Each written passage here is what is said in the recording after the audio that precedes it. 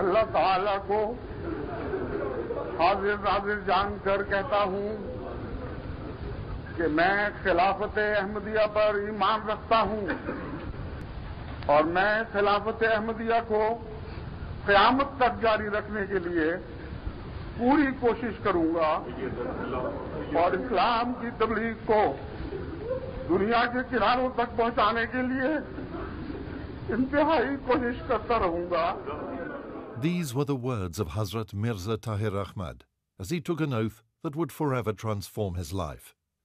He was no longer as other men. He was a man of God. It was the 18th day of December in the year 1928. The day brought news of the first ever train from Amritsar. The mood among the locals of Qadian was festive. Many of the elders of the town had gone to Amritsar to board the train and experience the historic journey. The commencement of the train service would usher a new era for the movement, as more people could now visit Qadian. This town was once home to Hazrat Mirza Ghulam Ahmad, peace be upon him, who claimed to be the promised Messiah. His son and the second successor of his movement, Hazrat Mirza Bashiruddin Mahmud Ahmad, was now leading his cause. The day also brought further good news for Hazrat Mirza Bashiruddin Mahmud Ahmad and his wife, Hazrat Maryam Shaadi. It was the birth of their son, Tahir. His mother took every precaution to ensure his good health and upbringing. He grew up as a happy child, ready to play and take any challenge thrown at him. Being the son of the Khalifa and also the only son of Hazrat Maryam Shaadi, he occupied a privileged position, but he was never overprotected or spoiled. His mother wanted him to be a doctor or physician, but he was never interested in pursuing such a career.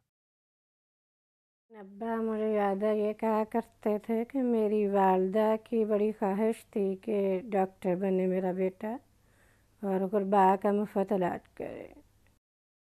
As a humble child, I started my life in the ordinary schools of Qadian. I was never a very brilliant student, but always I was interested in human affairs, in social works and so on and so forth. So I managed to scrape through in my school education. At the young age of 16, he had to bear a poignant loss. His mother died in 1944 when he was appearing in his matriculation examination. During that period, his mother died. Despite his grief at this difficult time in his life, he continued with his studies. He developed an interest not only in classical Urdu writers, but also Shakespeare, Charles Dickens, Conan Doyle, and other English writers. He started writing poetry. He also developed a deep interest in the study of the Holy Quran and started to memorize it, but soon realized that he was more interested in the meaning of the words. He took studying the Quran intently. He discovered his father's library and started reading books on Darwin's theory of evolution. Although he never had doubts about Islam or the existence of God, he started investigating the possibility of the existence of God on a logical basis. I have myself researched into this issue because right from my childhood, it has been bothering me in so many ways. And because the religion I believe in is a religion of which I am completely convinced. Those parts of which I was not convinced, I have been praying about them and also making my own investigations so that today as I stand, I can say honestly that I believe in everything which I claim I believe in through conviction, not through dogmatism. In his biography, he stated that one afternoon he went through an experience which resolved for him forever the question of the existence of God. The experience, he said, could not be looked upon objectively as a potent proof of the existence of God, but he had no doubt that it was God's answer. I was in a state of semi-consciousness, halfway between a dream and reality. I saw the entire earth squeezed into a ball. There was no creation of any sort visible, no life, no cities, nothing, just the earth. Then I saw each particle of the world tremble and burst out into a slogan, "Ah, God!" Each particle was proclaiming the reason for its existence. The whole world was flooded with a strange light, and every atom of the earth began to swell and contract in rhythm. I found myself repeating the words, "Our God." As he returned to full consciousness, he could still see it happening. Although he never had any doubts, this experience affirmed his faith in an unshakable belief in God's existence. The political situation of the subcontinent of India in the 1940s became very fragile. The British monarchy had decided that the subcontinent should be divided into two separate nations, one for Hindus and one for Muslims, and be given independence. Muslims and Hindus had lived for years as neighbors, but at the height of the unrest, without rationale, suddenly hated each other. No one was safe. Hazrat Mirza Tahir Ahmad was now a strong young man and part of the Ahmadiyya youth movement, Ahmadiyya. He was among many from Ahmadiyya who formed into companies and battalions for the defense of Qadian. He was appointed as the officer in charge of one of these units. His task was to organize the defense of the center of Qadian. In August 1947, the community faced an unexpected crisis. The entire area had fallen inside the territory allocated to India. His father, the head of the community, ordered the evacuation of Qadian. At that time, my late father was sent a message by late Mahatma Gandhi, exactly pointing out to him the so-called mistake he was about to commit. My father, then in a sermon, he told Ahmadis in very clear terms what was in store for them. He said, "We are opting for Pakistan, yet I assure you that in Pakistan you will be dealt with so cruelly and you will be deprived of all your rights ultimately, that if I tell you now, you will shudder and the weak among you may have heart failures. But there is no option. Because once we accept, we opt out of the Muslim Ummah, for us physically and politically it may seem to be an easier, more acceptable cause. But to the message of Ahmadiyyat, that will be a deadly poison. So whatever decision was taken with full knowledge of what was to happen. Leaving 313 Ahmadis behind to look after the property of the community until they could return, the members of the community migrated. In Pakistan, the community established a new centre on a 1,034-acre site near the west bank of the river Chenab. It was called Rabwa. All the sons of Hazrat Mirza Bashiruddin Mahmud Ahmad had been dedicated to the service of the community, including Hazrat Mirza Tahir Ahmad. He started working in the youth movement, Ahmadiyya, and proved to be a good administrator and an exceptionally hard worker. When he became a khadim, he became a saik and then proceeded through the various responsibilities within the organization of Majlis Ahmadiyya, culminating in being a Naib Sadr and ultimately Sadr Majlis Ahmadiyya. At that time it was for the whole world, and he served in that position for many years. Along with the service to the community, he continued his secular studies at Government College, Lahore. The Government College Lahore, a very reputable institution in the north of India, particularly in the Punjab, and there I studied for 4 years. I went originally for BSc, Bachelor of Science, but ended up by getting an honorary degree, in bachelor's degree. And again I studied in an Ahmadiyya institution and did my doctorate on comparative religion, particularly in the study of Islam. By 1954, Rabwa was a town of 45,000 people. In the center of the town, gleaming in white brilliance, stood the elegant Mubarak Mosque. In March 1954, a young boy, about 19 years of age, he attacked Hazrat Khalifatul Masih Sani when he finished leading his Asr prayer in Masjid Mubarak, and he stabbed him on his neck. and the blade entered deep in the body.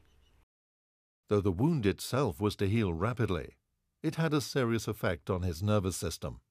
His health deteriorated, and he was unable to work his usual long hours.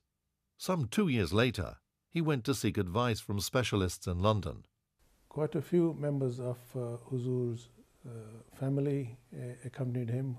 Among Huzur's children was Hazrat Mirza Ahmad Sahib, Dr. Mirza Ahmad Sahib, Mirza Mubarak Ahmad Sahib, then Mirza Tahir Ahmad Sahib. After the treatment, Hazrat Khalifatul Masih II decided to return to Rabwa, but he left Hazrat Mirza Tahir Ahmad, now aged 26, behind in London. Although according to the original plans he was due to return with his father, but his father had other plans for him. In London, he lived in Maida Vale and studied at the University of London. Although he had learnt English at school, it was at the London University where he learned how to express himself better in the language.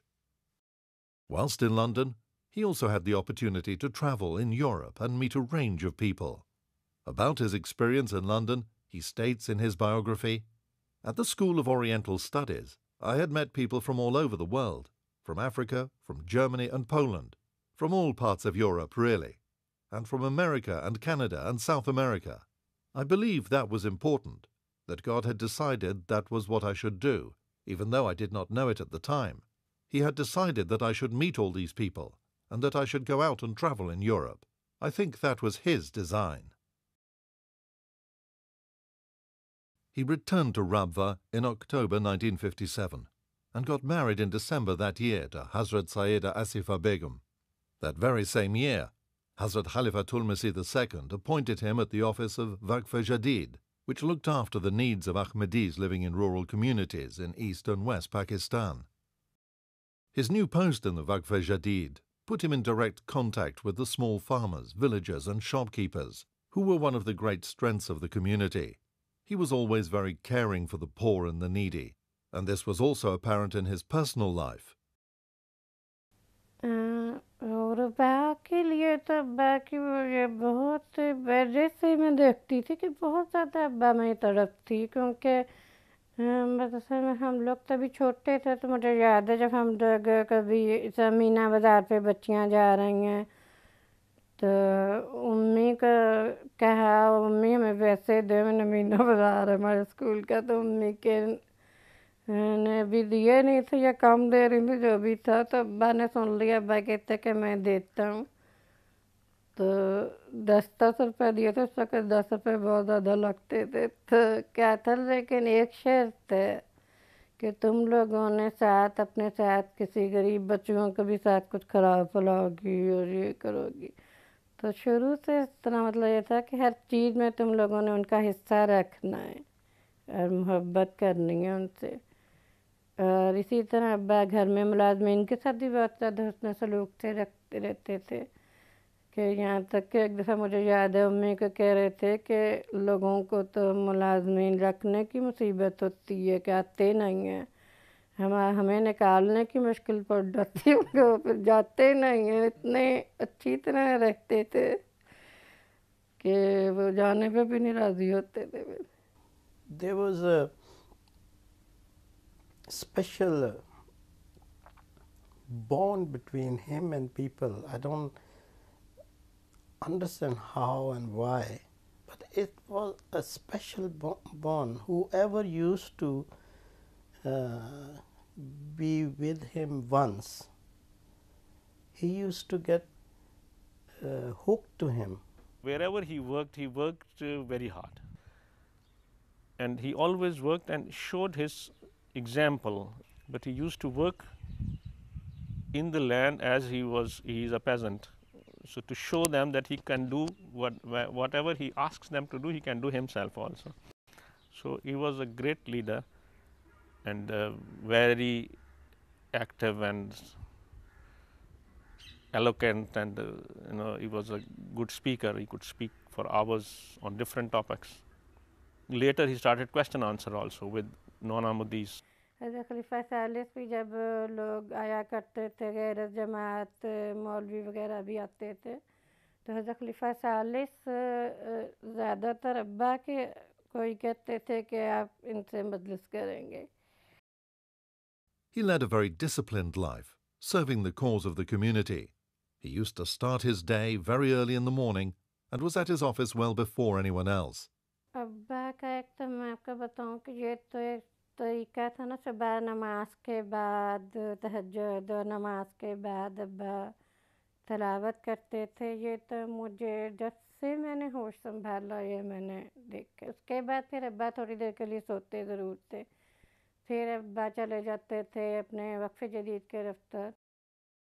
तो दोपहर को आते थे 2:30 साढ़े 3 के दरमियान. और उस वक़्त उनके मुलाजमीन भी अपने क्वार्टरों में जा चुके होते थे. कभी अब्बा ने किसी को नहीं कहा कि मुझे खाना निकाल के दो या गरम करके दो. खाना पड़ा होता था और ख़ुद ही निकाल के बैठ जाते थे. हम लोग तो बच्चे थे तो मुझे याद है कि ऊपर के मेज़ों पे भी चढ़ के बैठ जाते थे. अब्बा के साथ बातें, बेतकल्फ़ी बात थी तो इसलिए सारी बातें करते रहते थे, सवाल जवाब. और अब्बा बड़ी खुशी खुशी से हर बात का जवाब भी दे रहे हैं और साथ खाना भी खा रहे हैं. इतना मोहब्बत का सलूक बंधा हुआ था कि अब्बा की नाराज़गी सबसे बड़ी सज़ा लगती थी. इसलिए ये होता था कि अगर जहाँ ये देखते थे कि अब्बा को किसी बात से तकलीफ़ हो रही है तो हमारे लिए सख्त तकलीफ़ तो और शर्म वाली बात बन जाती थी. तरबियत का मुझे जो सबसे अब्बा का अंदाज़ा अच्छा लगा कि बच्चों से या किसी से भी ऐसी मोहब्बत का सलूक बांध लेते थे कि उसकी वजह से इंसान बहुत सी बातों से बच जाता है. It is one of the ironies of history that the Ahmadiyya movement, which was instrumental in the creation of Pakistan, was persecuted by the so-called religious scholars or ulema, who had been so violently opposed to its creation. The persecution was politically inspired to divert the attention of the population from real problems that the country was facing. 1953 saw some of the worst rioting against Ahmadi Muslims and the community. There was a generalized riot in the Punjab. It was supported by the Punjab government, quietly, not officially. So it became out of control, went out of control, and ultimately the first martial law was imposed because of this. This wave of persecution continued for nearly 20 years, both at institutional and grassroots level. What you observe today in Pakistan is not just a public wrath turned against Ahmadis. Yeah. It is the government legal persecution. It's the state persecution. Yes, yes. In 1965, Hazrat Khalifatul Masih II passed away. Hazrat Mirza Nasir Ahmad, the son of Khalifatul Masih II and the elder brother of Hazrat Mirza Tahir Ahmad, was chosen as the third Khalifa. The problems for the community continued in Pakistan. Hazrat Mirza Tahir Ahmad worked under the guidance of the third Khalifa to deal with the problems the community was facing. In 1974, legislation was proposed in the National Assembly of Pakistan, declaring that Ahmadis were not Muslims. Hazrat Khalifatul Masih III led a 5-man delegation to the National Assembly, which discussed the proposed legislation. Hazrat Mirza Tahir Ahmad was the youngest member of the delegation, a compliment to his knowledge, sagacity and familiarity with the history and traditions of the community. In 1974, Pakistan's National Assembly declared that Ahmadis were not Muslims. In 1974, Bhutto committed the mistake of interfering with a religious process for which he was not politically entitled. You see? Yeah. And that opened the Pandora's box. After that, nobody could be able to close it. Hazrat Mirza Tahir Ahmad continued to serve the community with great zeal. From 1979 to 1982, he served as the president of Majlis-e Ansarullah. He also served as director of Fazle-Omar Foundation and patron of the International Ahmadiyya Association of Architects and Engineers. His life took a dramatic turn in 1982.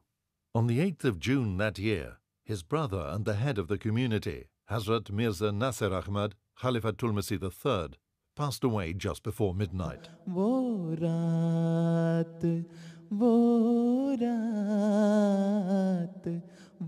रात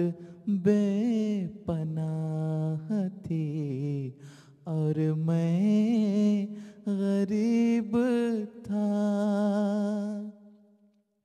Nearly 100,000 members gathered at the headquarters in Rabwa. In accordance with the constitution of the community's electoral college, a meeting of the college was convened at the Basharat Mosque in Rabwa to elect the new Khalifa. Under divine guidance, the electoral college elected Hazrat Mirza Tahir Ahmad as the fourth Khalifa. Overwhelmed with emotion, he first took the oath and then the covenant of allegiance. मैं आज ताहिर के हाथ पर बैठ करके सिलसिला-ए अहमदिया में दाखिल होता हूँ.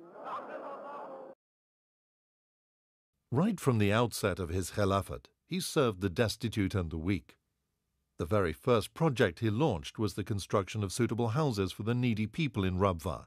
A neighborhood in the city was established under this scheme. It was called Buyutul Hamd.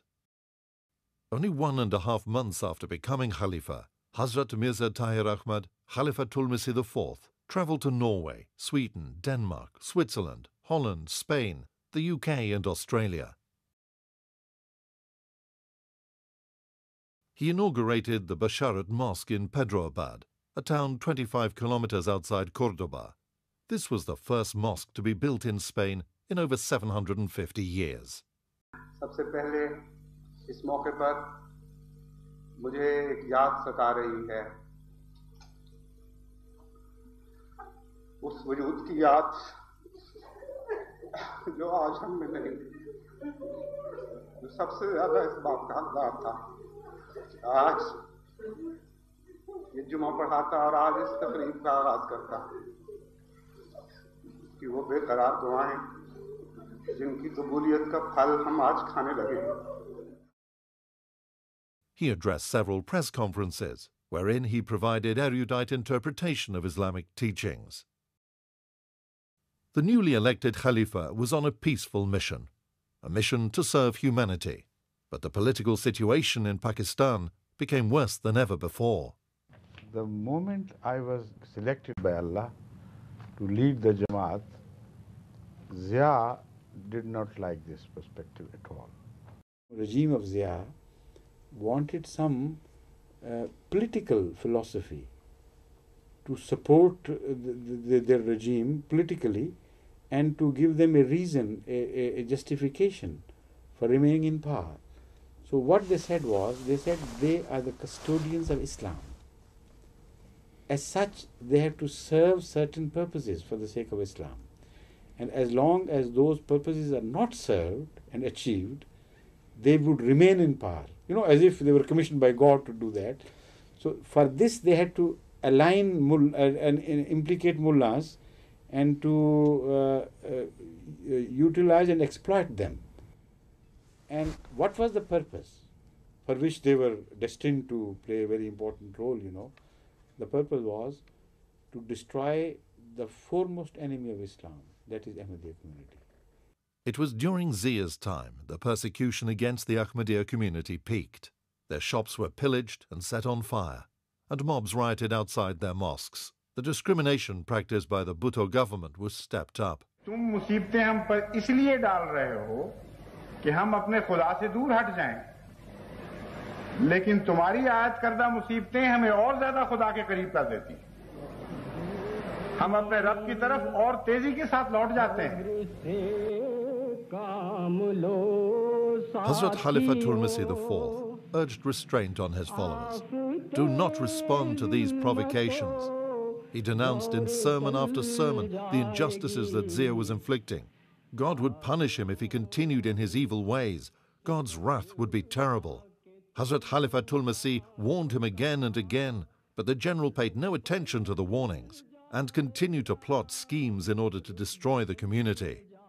You know, when I suspected that something is cooking against Ahmadiyya between the mullah and the then dictator of Pakistan, Ziaul Haq, instead of running away, I went straight to Islamabad and camped there for 7 days.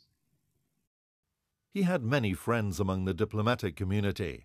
Some he met at their offices, and some privately. From the meetings, he gathered something was going to happen. but no one seemed to know exactly what.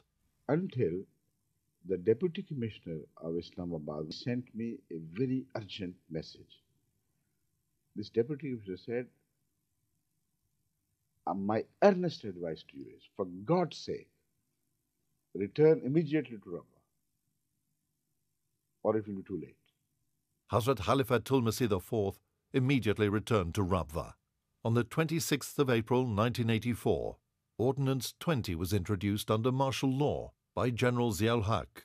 The ordinance was designed to prohibit Ahmadis from practicing their faith. I immediately called a meeting of all the Ahmadi elders, whoever were available at the time, to reach Rabwa immediately.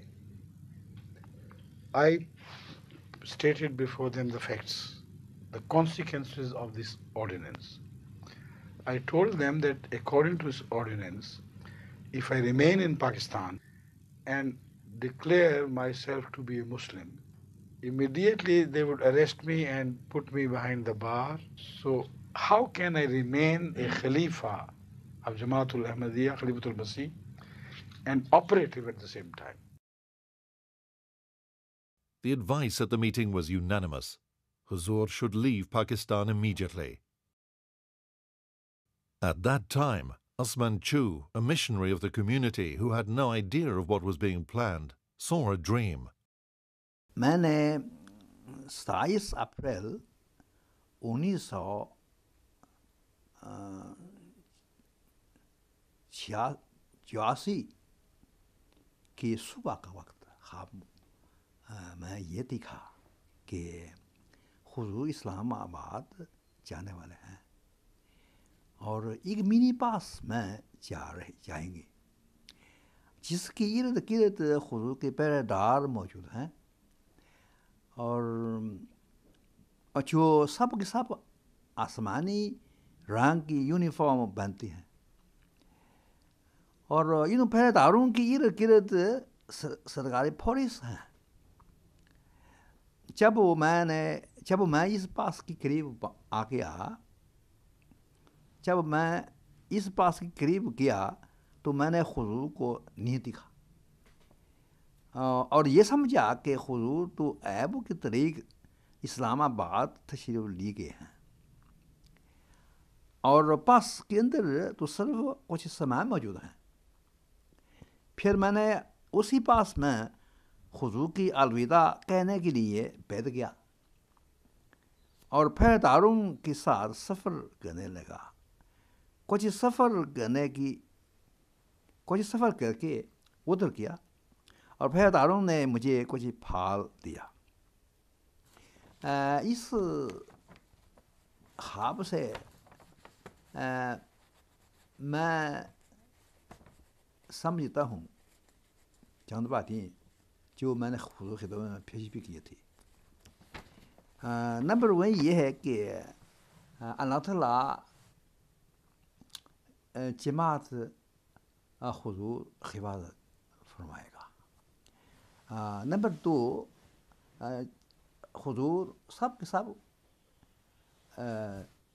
इनाम भी फरमाएगा और सब के सब नहायत ज़्यादा तरक्की भी देंगे इंशाअल्लाह ताला। Unbelievable. That reassured me. I knew that with the grace of Allah, it's Allah's hand. He already has told us and forewarned us. It was decided that Hazur would leave Pakistan by KLM. A messenger was sent to Karachi to do the booking instead of booking by telephone that could be tapped. It was decided that I would leave on Sunday morning by car, and then we reached at about 10:30, reached Karachi. And after eating food and just a little rest, we left for the airport because the plane, I remember, left at 12:30. Now, they told me to come late. Said there's no need for you to come early. They said exactly 5 minutes from the time of the departure of the plane, we will send our special car. Everything seemed to be all right, and the manager assured that the flight would leave in time. And the car came exactly 5 minutes before 12:30, and it was sent back. The airport authorities, they stopped the flight from going on the scheduled time. The order that I, head of the Ahmadiyya community, is not permitted to leave the country from any borders, was signed by Zia himself. Ziaul Haq lived most of his time during the time of Hazrat Khalifatul Masih Salis, the third caliph. So what he dictated was, and this is written on that prohibition letter, that Mirza Nasir Ahmed, the fourth head of the Ahmadiyya community, for that, is not permitted to leave the country from any borders. They had a dilemma. They could not stop Mirza Tahir Ahmed from going on. And they did not know much intricacies about the fourth and third caliphate, So they must have started ringing the intelligence chief of the intelligence bureau in Islamabad and trying to get clearance from him or instructions that this is the case. That is why this was delayed. So at 1:30 we left. The plane, of course, went to Geneva and from there on to Holland, and there we had to wait for a while. Then we came to London. Around midday, Huzur arrived at Heathrow Airport, and by the grace of Allah, we had made all the arrangements, no problem, no difficulty, and the staff of the KLM on which the airline on which Huzur travelled, they were also available to receive Huzur. Once in London, Hazrat Khalifatul Masih could carry on his duties as the Khalifa. He, however, had to establish London as the new headquarters of the community. He had a knack of making everybody feel extremely special. Whatever he wanted someone to do, he made them feel that they were capable of doing whatever that was. He would find out what type of worker is he, and he would accordingly allot him the tasks. And he was very clear in his mind. He wanted the job to be done to the exact manner what he wanted to, and when that work is done, then he will praise him like anything. और हौसला अफजाई की तो इंतहा थी. छोटा सा किसी ने काम किया तो उस पर इस तरह दाद देते थे कि आदमी शर्मिंदा होता था कि ये तो मैंने तो कुछ भी नहीं किया, और उसके नतीजे में फिर इंसान को एक और ताकत मिलती थी. मैं समझता हूँ कि असल में खलीफतुल मसीह की दुआ और रूहानी तवज्जो और हौसला अफजाई के नतीजे में एक ताकत मिलती थी, और वो जो उसने छोटा सा काम किया वो उससे कई गुना कर जाता था अगली दफ़ा. उस पर जब हौसला अफजाई उसे मिलती थी और दुआ और तवज्जो और शफ़क़त, तो उससे फिर और आगे बढ़ता था. And I think people just couldn't do enough. They were trying their best to fulfill whatever was the need of the moment. Hazrat Mirza Tahir Ahmad was a visionary. He foresaw the progress of the community and the need for workers in every sphere of life in the coming decades. This Waqfe Nau Scheme, he started on 3rd April 1987, and I'm surprised because in 1984 he left Pakistan in very difficult conditions. There was law against us, so he had to leave Pakistan. But within 3 years, he realized that Jamaat is now going to expand in much bigger scope. So for that he instructed Jamaat's the parents that they should offer their children even before the birth, and then train them accordingly so they become good वाक़फ़ीन ज़िंदगी. हर मुल्क से जब वक्फ होंगे बच्चे तो उस मुल्क की ज़बान को भी समझते होंगे, उस मुल्क मिजाज को भी समझते होंगे. जब उस मुल्क में ये बच्चे वक्फ करके बड़े होंगे और काम करना शुरू करेंगे तो ये बहुत अच्छा काम कर सकते हैं. और ये बजाय इसके कि एक जगह से वक्फ होकर निकलें, ये सारी दुनिया में तंजीम की तौर पर इस तरह फैल जाए. Once the new setup in London was established, Hazrat Khalifatul Masih IV was able to lead the community freely.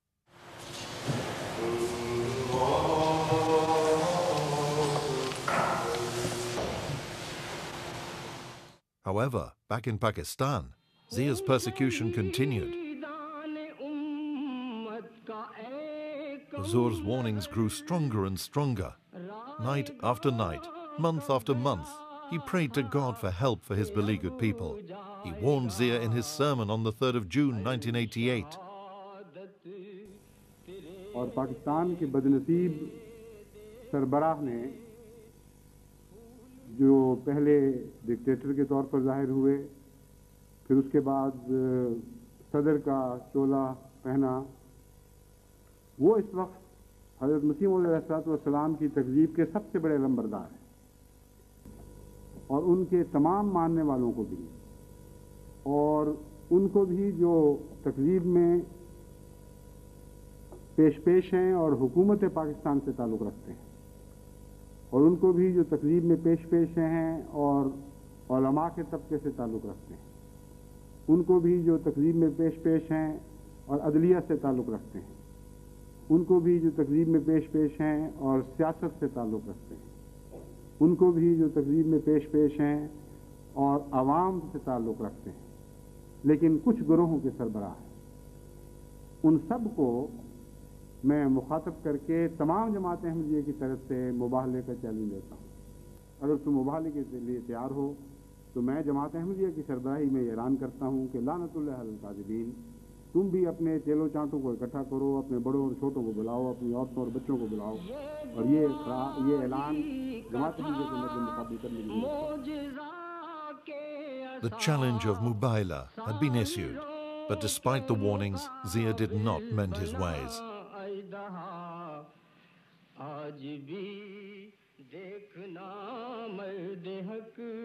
حکومت کا جہاں تک تعلق ہے، وہ معصوم احمدیوں پر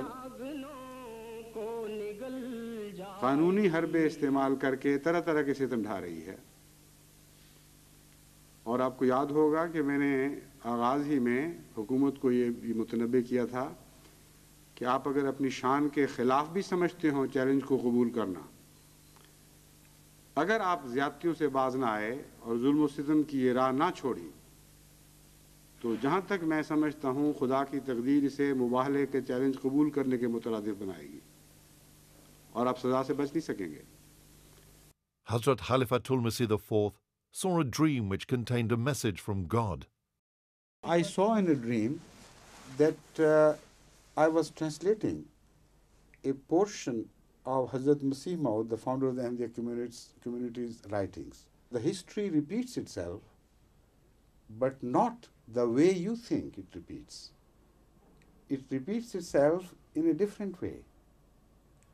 And when I said this, there were some Englishmen sitting around me, and they said that you are not making the correct translation.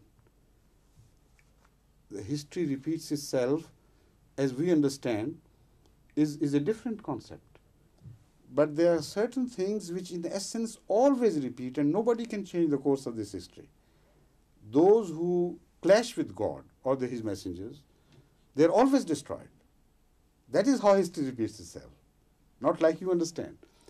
And in the when I got up, then I knew it was a message about Zia.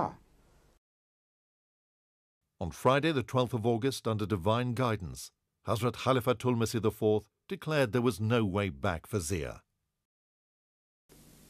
اس کا مطلب یہ ہے کہ جس قوم کو ہم مخاطب کر رہے ہیں آج، جس کو ہم نے مباہلے کی دعوت دی ہے، بدقسمتی سے ان کے مقدر میں خدا تعالیٰ کی ناراضگی کا دن دیکھنا ہے. ورنہ اللہ تعالیٰ اس رنگ میں مجھے یہ پیغام نہ دیتا کہ ہسٹری ریپیٹس اٹ سیلف، اس میں کوئی تبدیلی نہیں دیکھو گے، مجرموں کو خدا ضرور سزا دے گا.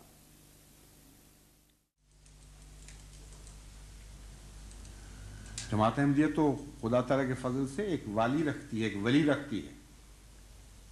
جماعت احمدیہ کا ایک مولا ہے، اور زمین و آسمان کا خدا ہمارا مولا ہے. لیکن میں تمہیں بتاتا ہوں کہ تمہارا کوئی مولا نہیں. خدا کی قسم، جب ہمارا مولا ہماری مدد کو آئے گا تو کوئی تمہاری مدد نہیں کر سکے.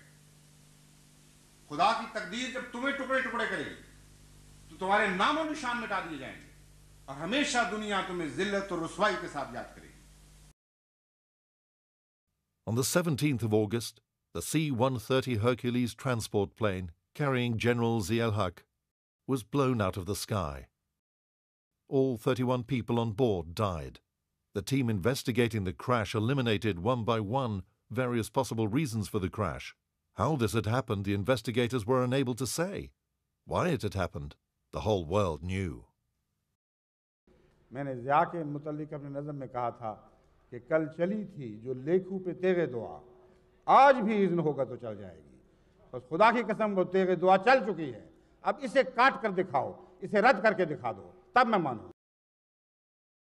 The 23rd of March 1989 marked 100 years of the Ahmadiyya community. Grand ceremonies took place in almost 100 countries, with special programs held in the headquarters in London to celebrate this momentous day. From a humble beginning in Qadian to establishing communities in 120 countries, the last 100 years saw the community grow from strength to strength. 1991 was yet another special year for Ahmadis. They had just celebrated 100 years of the community's success through divine help. This year was going to mark 100 years since the start of the community's annual conference. Hazrat Khalifatul Masih IV decided to attend the 100th annual conference himself. India is fine. I've been looking forward to visiting India for a long, long time now. It was an emotional journey, as this was the first time since the partition he was going back to the town where the community had started. It was this very town where he was born and spent his childhood. ایک اپنا بھی تو گھر تھا، جیسے سندر تھی وہ بستی ویسا وہ گھر بھی سندر تھا. بڑا مزہ آ رہا ہے. ہم بھی میں اور میرے بچے اس طرح اسی ایکسائٹ ہو گئے سی. میری بچیاں پہلی دفعہ آئی نے تے وہ بھی کہندیاں نے ہن سانوں پتہ لگا تسی کہڑے مزے اڑا بیٹھے ہو. کہتے تھے آنا خود ایک زندگی دا مزہ ہے جو اتھے دی فضا ہے. دوسرے دیکھو نا اتھے جماعت دے بانی پیدا ہوئے، انہوں نے اس ہوا وچ ساہ لیتے، انہاں گلیاں وچ پھرے، انہاں مکاناں وچ اسی رہ رہے ہاں. اے جذباتی تعلق اتنا گہرا ہے کہ ایک مذہبی آدمی ہی انہوں محسوس پوری طرح کر سکتا ہے. لیکن اے صرف مذہبی تعلق نہیں، گہرا انسانی رشتہ ہے. اور کیونکہ انہوں دے تعلق سارے ارد گرد انسان ہندو بازار نال ہے، اتنے ملاوا مل دے نال انہوں نے تعلقات، اور سکھاں دے نال تعلقات، وہ سارے تعلق والے امٹ کے پے نے. اور ہر ایک دسدا ہے کہ اسی بھی تواڈے واقف تواڈے پیاریاں وچوں تواڈے واقفاں وچوں ہیں. سارا ماحول لگتا ہے کہ جس طرح اپنے محبت کرنے والیاں دا ماحول ہے، پیار والیاں دا ماحول ہے. بڑے لطف آ رہے ہیں. بہت خوشی مل کے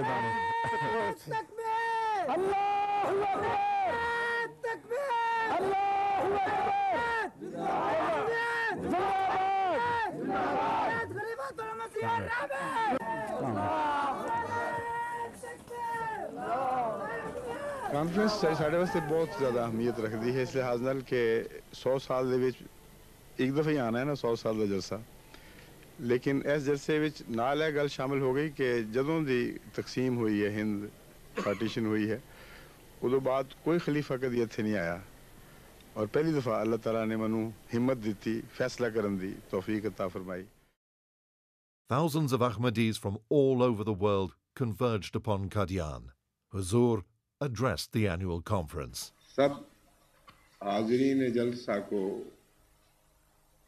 اور ان سب کو بھی جو اس سعید بخت جلسہ میں شمولیت سے محروم رہے ہیں، میں حضرت اقدس مسیح موعود علیہ السلام کے الہام کی زبان میں مبارک 100 مبارک پیش کرتا ہوں. آج کا یہ تاریخی جلسہ کئی لحاظ سے منفرد ہے اور یکتا ہے. ایسا جلسہ ایک ہی دفعہ آنا تھا اور ایک ہی دفعہ آیا ہے. اللہ تعالیٰ کا بے انتہا احسان ہے کہ اس نے آج ہمیں اس میں شمولیت کی سعادت بخشی ہے. Shortly after returning from Qadian, Hazrat Khalifatul Masih IV had to bear a great loss.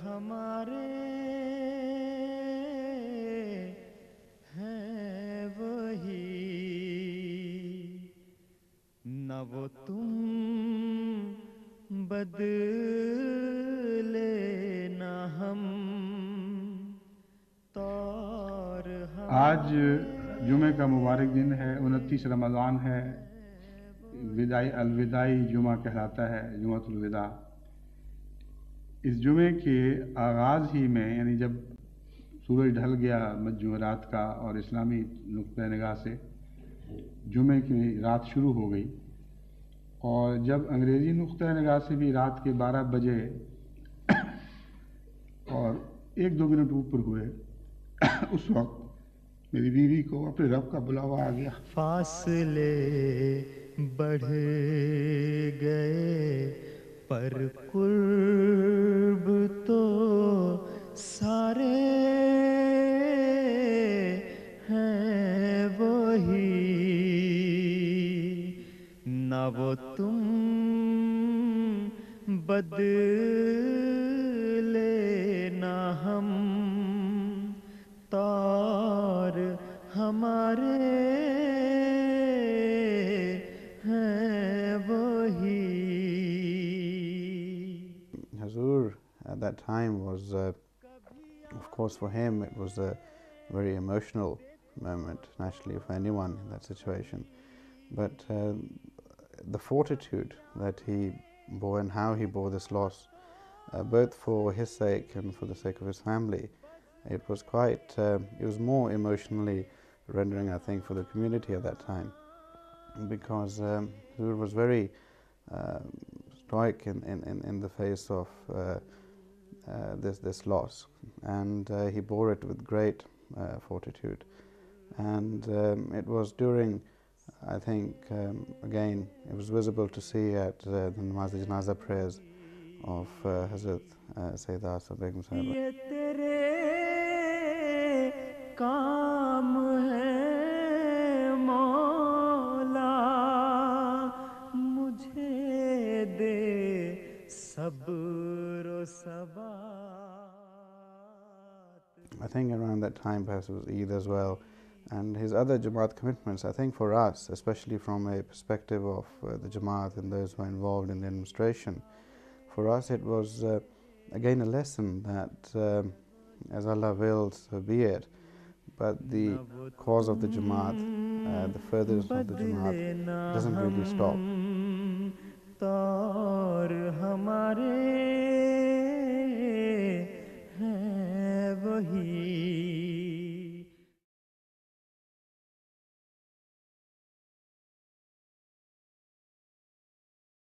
The 24th of March 1989 was a special day.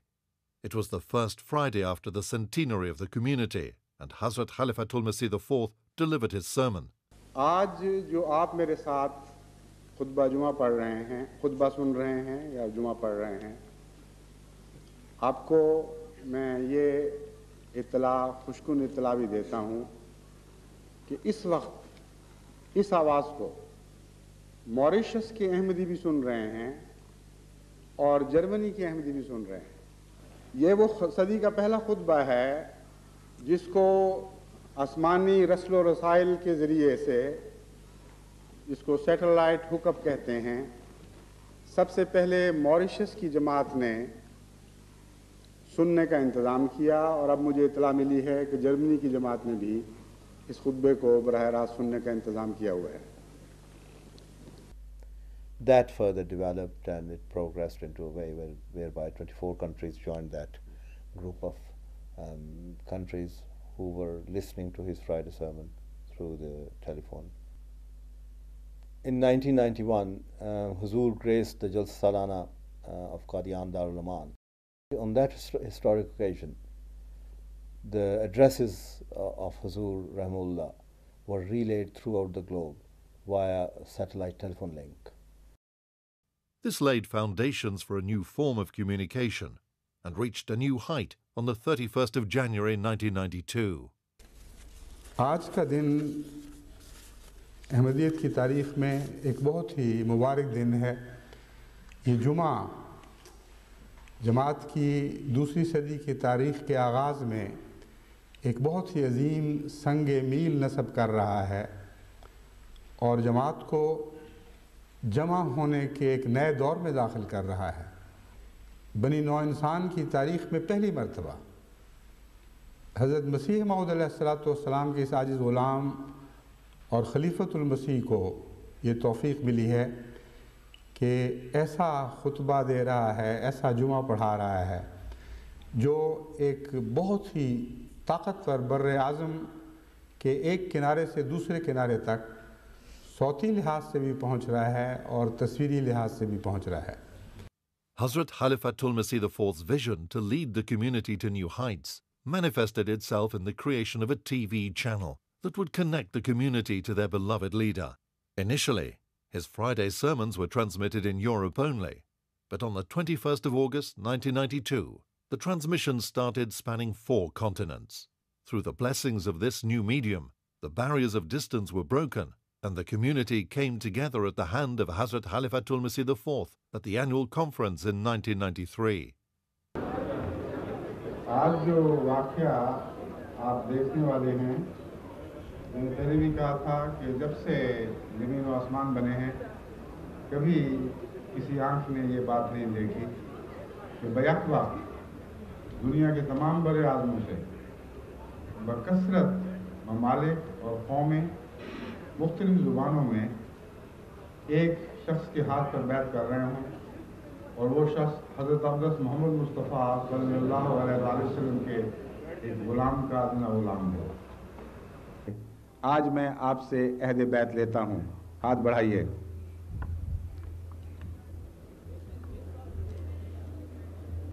اشہد اللہ الہ The International Bai'at took place during the Jalsa.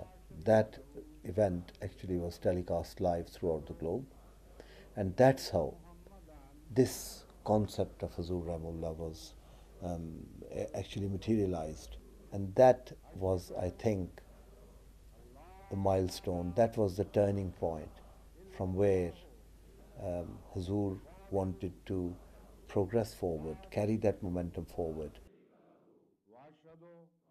This momentum took MTA to a new level, and on the 7th of January 1994, MTA started its daily transmission from its Earth station in London.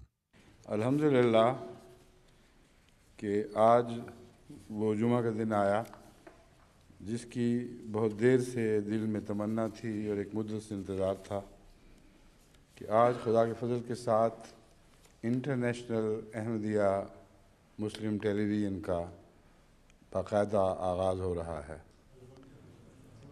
وہ جو جمعہ کا خطبہ پہلے ہر جمعے سنایا جاتا تھا وہ اگرچہ اسی ٹیلی ویژن کے ذریعے تھا لیکن ایک روزمرہ کی سروس کے طور پر ابھی یہ جاری نہیں ہوئی تھی.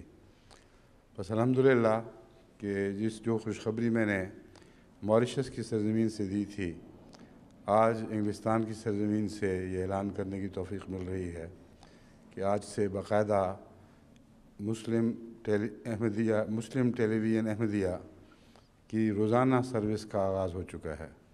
Huzur Rahimahullah, I think I could always feel that whatever we talked about, whether it was about the commercial side of the contracts, the satellite contracts, very complex satellite contracts, whether it was about the technological aspects of the television, of the broadcast industry, of the satellite transmissions, I always found that he was one step ahead. I don't know how. To even this day, I don't know. But he was. Hazrat Khalifatul Masih IV maintained a deep interest in the administration and the overall supervision of MTA. Under his guidance, the channel progressed rapidly, starting its 24-hour service across the globe on the 1st of April 1996. He personally initiated new programs and participated in countless broadcasts, ranging from lectures, sermons, question and answer sessions, to teaching the Holy Quran and homeopathy. Catering for a variety of languages for young and old, he ensured that MTA sought to provide an education and training medium unrivaled in history. He used to love children and would sit among them and tell them stories, and at the same time teach them some very important lessons in life. His charismatic personality graced the screens of millions. Suddenly the boundaries were shrunk, and his message could reach them no matter where in the world they were. یہ عجیب دور آ گیا ہے، لمحہ لمحہ کی خبر ہر جگہ پہنچ رہی ہے. جماعت احمدیہ کی عالمی برادری ایک خاندان بن گئی ہے. ایک ہاتھ پر اکٹھے ہو کر ایسے اتحاد کا نظارہ کبھی پہلے کسی نے نہیں دیکھا تھا. کیا؟ ہاں جرمنی والے کہتے ہیں ہم بھی جرمنی تو یہاں بیٹھا ہوا اکثر. ماشاءاللہ زمبابوے سے بھی سوچیں ذرا، کہاں زمبابوے کہاں یہ دنیا اللہ کے فضل سے. جاپان سے آ گیا ہے. قادیاں والے بھی بول رہے ہیں کہ نہیں ابھی تک؟ اچھا اللہ اکبر. جماعت ہائے احمدیہ عرب زندہ باد. جماعت احمدیہ عجمان و شارجہ زندہ باد. گیمبیا سے بھی ماشاءاللہ. دیکھیں کہاں کہاں سے آج عالمی رابطہ ہے، اکٹھے بیٹھے ہوئے. برادری کتنی عظیم ہے. یہ کبھی دنیا میں ایسا واقعہ ہوا ہے؟ کبھی ہوا ہے یہ واقعہ؟ مسیح موعود کی دعائیں ہیں جو عرش پر سنی گئی. محمد مصطفیٰ کا اعجاز ہے جو آج ظاہر ہو رہا ہے.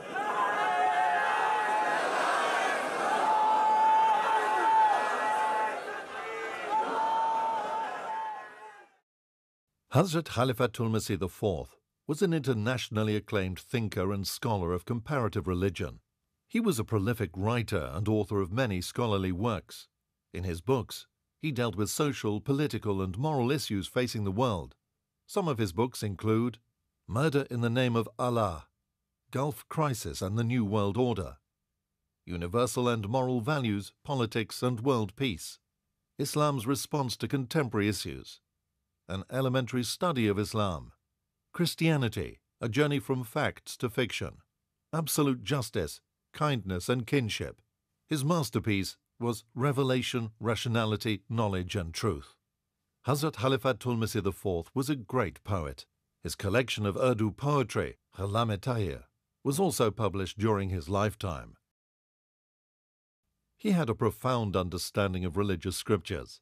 He delivered lectures and held classes to teach the meaning of the Holy Quran. For the benefit of mankind, he also translated the Holy Quran in a fluent, simple and easy-to-understand form. His question and answer sessions were a testament to his knowledge. He was asked all kinds of questions on all kinds of subjects. Whether it was science or religion, moral or social issues, he was never short of a reply. ابا مجھے یاد ہے یہ کہا کرتے تھے کہ میری والدہ کی بڑی خواہش تھی کہ ڈاکٹر بنے میرا بیٹا اور غربا کا مفت علاج کرے. اور کہتے میں ڈاکٹر ایلوپیتھک ڈاکٹر تو نہیں بن سکا لیکن ہومیوپیتھک کی اللہ تعالیٰ نے توفیق دی اور اس میں یہ بھی ہوا کہ بہت بڑھ کے غربا کا بھی علاج کیا اپنے. His interest in homeopathy developed with an incident in his early 20s when he used to suffer from migraine. مجھے ایک سر درد کی تکلیف ہوتی تھی جو میگرین کہلاتی ہے. اس لیے پھر میں نے حضرت مسلم موعود کی طرف رجوع کیا. آپ کے پاس ایک دوائی تھی سینڈول جو کلکتے سے آیا کرتی تھی.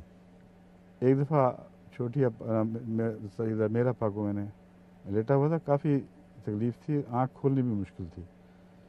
تو گرمیوں کی شام تھی, میں نے کہا آپ ابا جان سے جا کے میرے لیے سینڈول لے آئیں. تو کچھ دیر کے بعد واپس آئیں تو انہوں نے کہا کہ وہ سینڈول تو ختم ہو چکی ہے. تو انہوں نے فرمایا ہے کہ میں ہومیوپیتھک دوائی دیتا ہوں, یہ استعمال کر کے دیکھ لو. اس وقت تک مجھے کوئی خاص یقین نہیں تھا ہومیوپیتھی پہ. تبرکن میں نے کہا ٹھیک ہے. وہ دوائی منہ میں میری پڑیا منہ کھول دیا, آنکھیں بند اسی طرح, اور پڑیا منہ میں ڈال دی میٹھی گولیوں کی. اور کچھ دیر باتیں 2-3 منٹ باتیں کی, کہا میں جاننے لگی ہوں, کچھ فرق پڑا. تو اچانک مجھے محسوس ہوا کہ درد ہے ہی نہیں, یعنی ہونے اور نہ ہونے کے درمیان جو نو مینز لینڈ ہے وہ بھی نہیں تھی. تو اس سے مجھے یقین ہو گیا کہ یہ کوئی جادو ٹون کا نہیں ہے، نہ محض تبرک، بلکہ اس میں کچھ حقیقت ہے، کوئی خدا تعالیٰ نے نظام جاری فرمایا ہوا ہے۔ پھر میں نے حضرت مسلم موعود کی لائبریری سے ہی، وہاں بہت کتابیں تھیں، بڑا ذخیرہ تھا، جا کر وہاں طبیعت پوچھنے جایا کرتے تھے ہم، عام طور پر مغرب کے بعد جایا کرتے تھے، طبیعت پوچھ کے پھر میں لائبریری میں چلا جاتا تھا، پھر وہاں سے اٹھانی بھی شروع کر دیں اور گھر لے آتا تھا اور بعض ساری رات پڑھتا رہا۔ تو بہت لمبا عرصہ میں نے شناسائی حاصل کی ہے اور ابھی علاج نہیں شروع کیا، بلکہ کتابوں پر کتابیں پڑھیں، ان کو دواؤں کے مزاج کو اپنے ذہن میں ان کا نقش جمایا، پھر رفتہ رفتہ اس کی پریکٹس شروع کی۔ اور مجھے یاد ہے جب ابا نے شروع کی ہے ہومیوپیتھک، تو ہم تو بہت چھوٹے چھوٹے تھے، تو گھر میں ایک چھوٹی سی الماری ہوتی تھی پچھلے کمرے میں، ادھر بیمار آ کے بیٹھتے تھے، گاؤں سے مختلف جگہوں سے آ رہے ہوتے تھے، اور کچھ جب زیادہ ہونا شروع ہو گیا تو باہر بھی بیٹھا کرتے تھے۔ پھر جب کافی زیادہ بڑھ گئے تو پھر ابا نے یہ پہلے تو پھپھی حکمی ابھی سندھ ہوا کرتی تھی میری پھپھی، ان کے گھر لے گئے تھے، پھر وہاں بھی جب نہیں سنبھال سکے تو پھر اپنے وقف جدید کے دفتر میں لے گئے تھے اور ادھر کرتے رہتے۔ Despite his busy schedule after becoming Khalifa, he continued to practice homeopathy. باوجود دیگر تمام مصروفیات کے روزانہ خطوط میں سینکڑوں لوگ، مسلمان، غیر مسلم، احمدی، غیر احمدی، ان کے خطوط آتے تھے اپنی امراض کے لیے، وہ علاج مانگتے تھے، حضور کی طرف سے ان کو دوائیاں بتائی جاتی تھیں۔ اور سفروں میں بھی حضور کا یہ طریق تھا کہ لوگ آتے تھے، جس کو بھی پتہ چلتا کہ آپ ہومیوپیتھی کے ذریعے بھی علاج فرماتے ہیں، ہندو، سکھ، عیسائی، لا مذہب، ہر قسم کے لوگ وہ آتے اور آپ سے ہومیوپیتھی جو ہے طریقہ علاج حاصل کرتے اور اس کے نتیجے میں شفا پاتے تھے۔ He took weekly classes to teach homeopathy and made every effort to make this form of treatment common. His lectures were compiled as a book and were published under the title Homeopathy, Like Cures Like. He was a great humanitarian. Welfare of the weak and underprivileged was always very close to his heart. Under his guidance, homeopathic clinics were established, in addition to the large numbers of hospitals and schools open to serve the poor in the most needy countries of the world. He also established an organization called Humanity First. The main purpose of this organization was to alleviate human suffering. Physicians, teachers, engineers, and professionals from all walks of life belonging to the community volunteered their time to help the deprived by providing basic medical and educational needs. Special envoys were sent in war-torn and disaster-struck countries to provide urgent medical help and relief. If you believe in Creator, you must also believe in His creation. If you love the artist, you must also love his art. As such, our concept of Islam is so beautiful and so well poised that it has started attracting attention all over the world. People from the north, from the south, from the west, from the east, all over the world, joining Ahmadiyya at a greater speed, which is now turning into not a speed but acceleration. And if you go to Africa, if you go travel to Southeast Asia, small islands like Tuvalu, etc., everywhere you will find more number of people joining Ahmadiyya and finding peace, finding a singleness of human character which is missing elsewhere.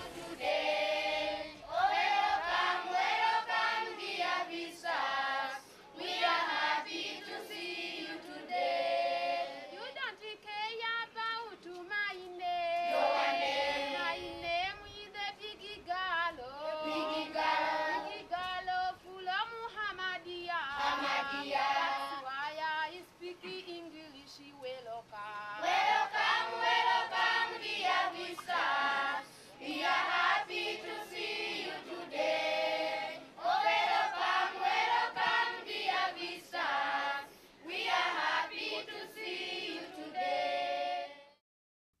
The Ahmadiyya Muslim community is a truly global community. Under the dynamic leadership of Hazrat Khalifatul Masih IV, the community continued to spread throughout the world. Right from the beginning of his Khilafat, he regularly traveled to European countries, including Germany, Holland, Belgium, France, Switzerland, Italy, Spain, Sweden, Denmark, Norway, and Portugal. His visits enhanced the missionary efforts and rejuvenated these communities. In the Far East, he toured Singapore, Fiji, Australia, Japan, and Sri Lanka to meet members of the community and to make an appraisal of the opportunities for further progress. He took the message of peace to the people of Africa and toured Gambia, Sierra Leone, Liberia, the Ivory Coast, Ghana, and Nigeria in 1988. This highly successful tour of 6 countries spanned over 5 weeks. During his tour, he met heads of state, ministers, parliamentarians, and paramount chiefs. The members of the community were overjoyed to meet the Khalifa. He breathed new life into the community, and many came into the fold of Ahmadiyyat. He continued the missionary efforts to Mauritius and East Africa, where he toured Kenya, Uganda, and Tanzania. The South American countries of Suriname, Trinidad and Tobago, Guatemala, and Guyana were also blessed with his visits. Community members in these countries had the opportunity of meeting with his exalted personage and benefiting from his sublime discourses. The Ahmadiyya communities all around the world hold annual conventions to bring the community together.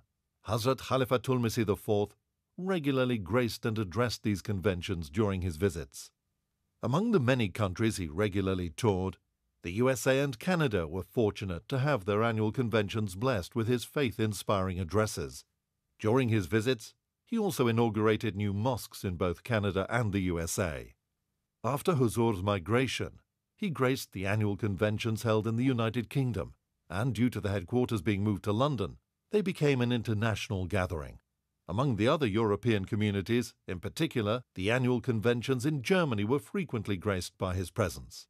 In July 2000, Huzur visited Indonesia, the largest Muslim country in the world. During the visit, Huzur met the President of Indonesia. He also addressed the community's annual convention of Indonesia, which attracted a large crowd.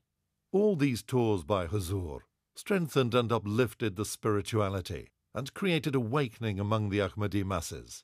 Through his efforts, the community grew year after year. More and more people joined the fold of Ahmadiyyat, and many new missions were established throughout the world.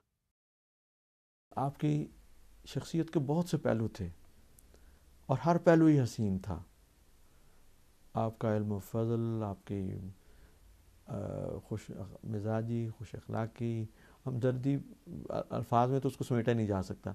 अब्बा की मोहब्बत भी और ताल्लुक़ भी और दोस्ती भी गुरबा से भी थी, उमरा से भी थी, बच्चों से भी थी, बड़ों से भी थी, बूढ़ों से भी थी और जाहिलों से भी थी और उनसे अनपढ़ लोगों से भी और बहुत आलम फाजिल लोगों से भी।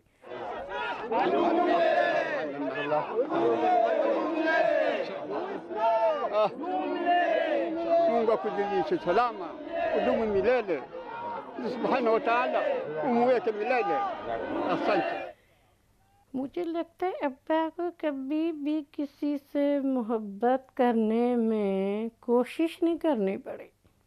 ये फितरत थी और इसका इजहार भी बहुत खुल के किया करते थे, तो इसलिए वो लोगों को अट्रैक्ट भी ज़्यादा करता था, क्योंकि जो आपके दिल से उभर रही हो चीज़ वो ज़ाहिर है ज़्यादा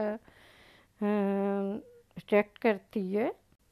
खैर हम उनकी इसलिए वो ज़्यादा प्यार करते थे क्योंकि ये टूर से आए हैं, उनकी तरबियत करना है, हाँ जी, उनको समझ आना है, इसलिए बहुत प्यार करते थे।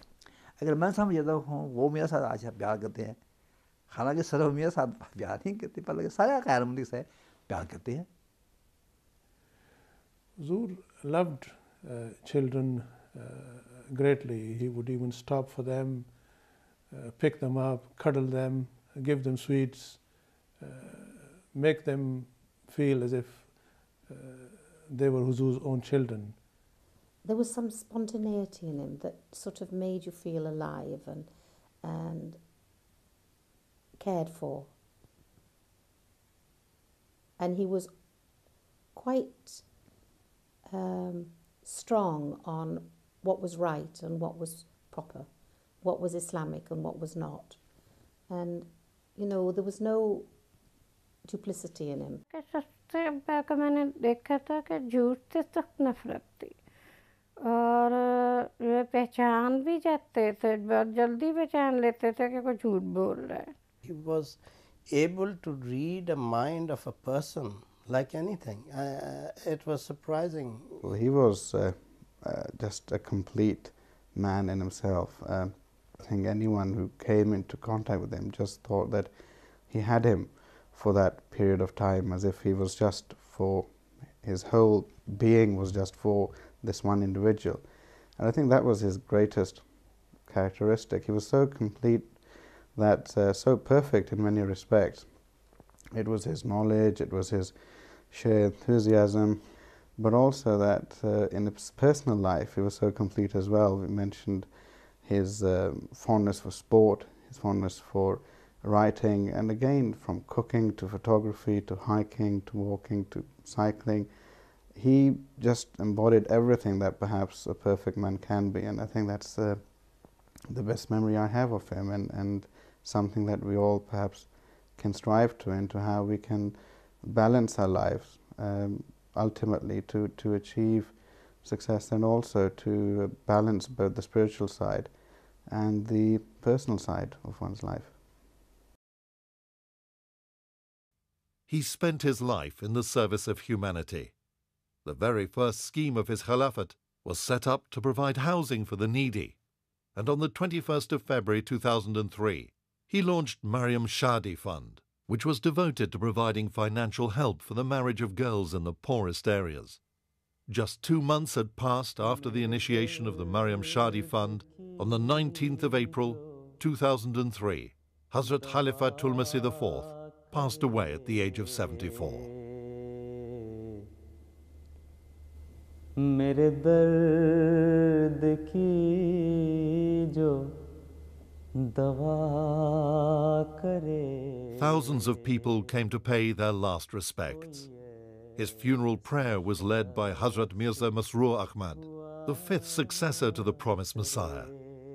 His sacred remains were reverently committed to the earth on the 23rd of April at Islamabad, Tilford. Hazrat Khalifatul Masih IV's leadership was characterized by vibrancy and dynamism that became the hallmark of his 21-year tenure of office. He spread the message of God. He was a fountain of knowledge. He touched the hearts of people. He was loved by young and old. He was a man of dignity, a man of peace. He was a man of God. हुआ करे वो जो बेपनाह उदास हो मगर हिज्र का न गिला करे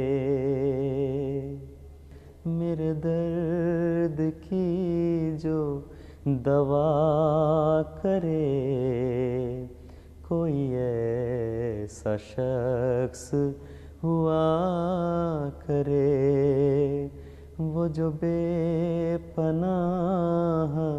उदास हो मगर हिज्र का न गिला करे मगर हिज्र का न गिला करे कोई ऐसा शख्स हुआ करे कोई ऐसा शख्स हुआ करे